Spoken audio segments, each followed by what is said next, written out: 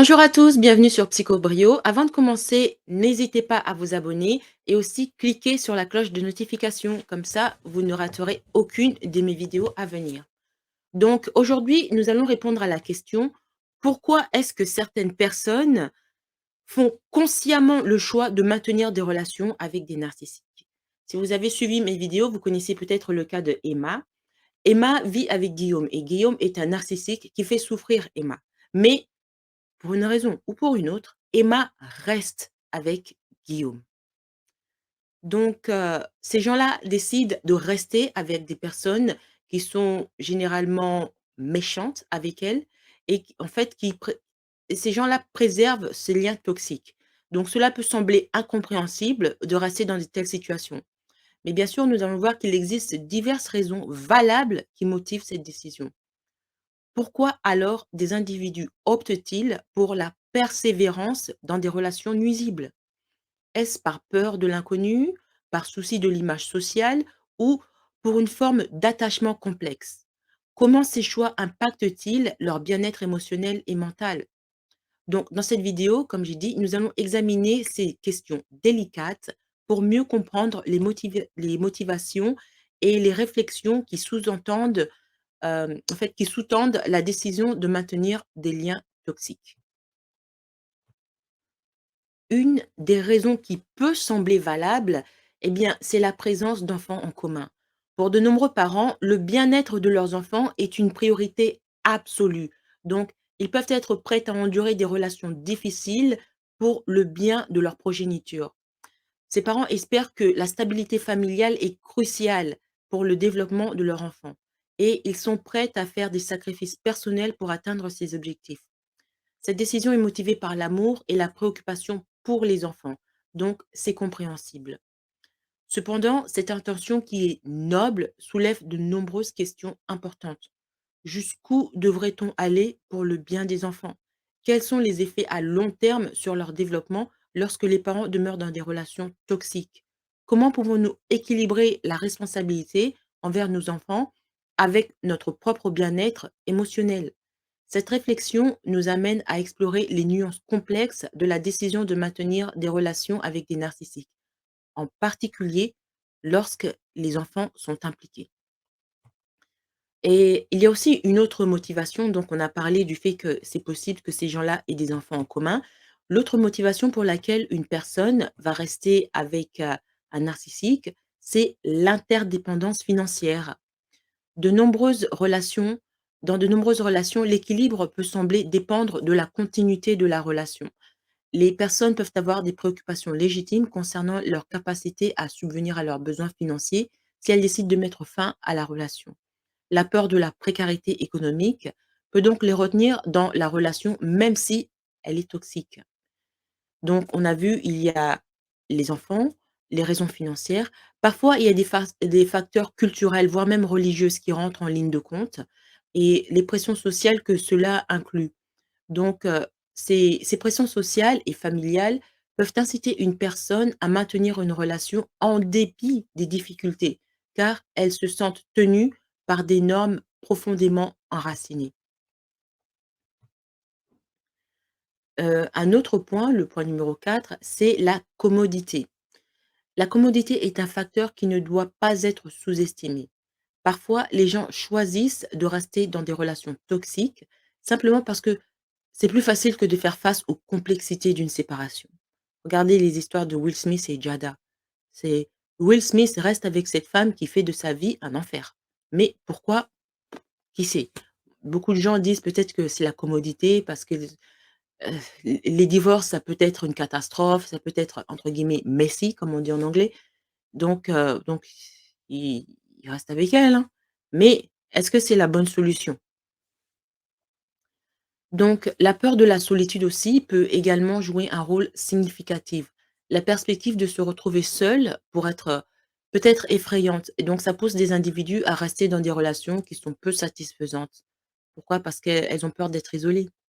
Donc, enfin, le dernier point, il y a ceux qui restent dans ce genre de relation par amour sincère pour leur partenaire. Et oui, ça c'est le cas de Emma.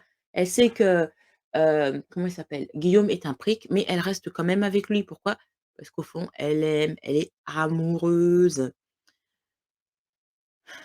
Donc, bien que cela puisse sembler, étrange, il est important de reconnaître que certaines personnes trouvent du bonheur, heu, en tout cas un brin de bonheur avec ce genre de personnes, malgré, certains autres aspects de la vie qui sont plutôt difficiles. Donc, pour conclure, ces quelques points, je dirais que les raisons pour lesquelles certaines personnes maintiennent de relations avec des narcissiques sont variées et personnelles. Donc, il est crucial de respecter ses choix individuels. Chaque situation est complexe et unique. Donc, une personne qui se retrouve dans telle situation, par exemple, quelqu'un qui dit: «Moi, je reste à cause des enfants», mais son voisin qui vit à peu près la même chose va dire: «Moi, même s'il y a des enfants, je prends mes clics et mes claques, je m'en vais». Il y a différentes raisons, heu, les connexions sont trop, les sont trop complexes pour prendre la même décision. Personne A et personne B peuvent sembler être dans le même, dans le même amalgame, mais ce n'est pas complètement vrai parce qu'il faut tenir compte l'historique, la psychologie, la culture, il y a aussi des liens familiaux, il y a des liens financiers, il y a des liens machin, nananana. Tout ça, ça varie d'une personne à une autre. Donc il n'y a pas de réponse universelle, dire à tous les gens qui sont dans cette situation: «Vous devez prendre vos clics et vos claques et partir». Ça, ce ne sera pas possible. Donc il est crucial de respecter ses choix car chaque situation est complexe et unique. Au lieu de porter un jugement, il est préférable d'exprimer notre compréhension et de soutenir ceux qui font face à des relations difficiles. L'empathie et le respect envers les décisions des autres peut contribuer à créer un environnement de compréhension et d'acceptation.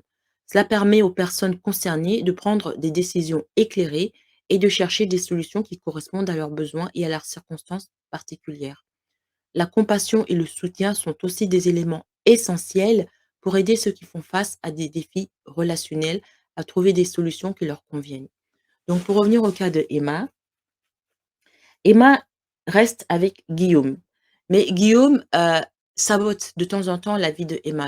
Par exemple, il y avait un épisode où Emma devait passer ses études d'infirmière, enfin ses examens pour devenir infirmière, mais Guillaume l'a fait sortir jusque tard le soir. L'a inciter en fait, la manipuler pour la pousser à sortir jusque tard le soir. Donc le lendemain, elle avait ses examens et elle a échoué. Et la vie de Emma, c'est une répétition successive de ce genre d'histoire. Donc vous allez vous dire: «Je vais pas rester avec un homme qui me fait échouer, avec un homme qui me sabote, avec un homme qui me mène la vie difficile». Mais elle, pour des raisons qui lui sont propres, elle décide quand même de rester. Ça peut être, ce qu'on appelle en anglais le daddy issue, les filles qui ont grandi sans père, donc quand elles voient un homme, elles s'accrochent à cet homme comme si leur vie en dépendait. Ça c'est possible, hein. Il y a peu ça peut aussi être le côté économique. On a dit ça, Guillaume a un très bon boulot, donc Emma, elle sait que si un jour elle est fatiguée de son boulot d'infirmière, elle peut juste rester à la maison et Guillaume va continuer à payer les factures et prendre soin d'elle. Il y a beaucoup d'autres choses qui sont vraiment intimes. Il y a aussi le côté intime. Peut-être que Guillaume, du côté intime, c'est une bête. Who knows? Qui sait? C'est possible.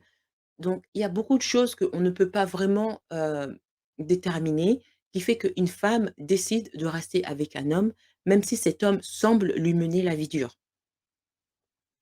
Mais aussi, il y a des cas où, malheureusement, heu, la femme n'est pas, je ne vais pas dire n'est pas intelligente, mais, sa réflexion ne va pas très, très loin, en fait, ne veut pas prendre de risques, on va dire ça. Ne veut pas prendre le risque de se retrouver seule. Donc comme j'ai dit, chaque, décision est unique, donc il va falloir respecter.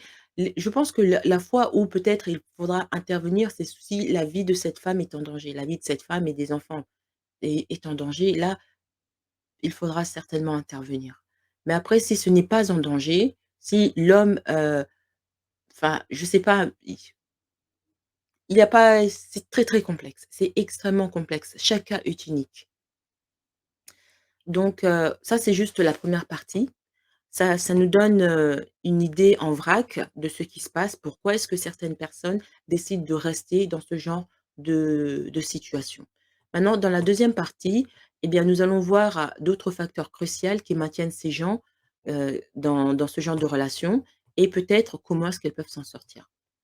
Merci de vous abonner et surtout n'oubliez pas de partager cette vidéo, ça sera certainement utile à quelqu'un que vous connaissez.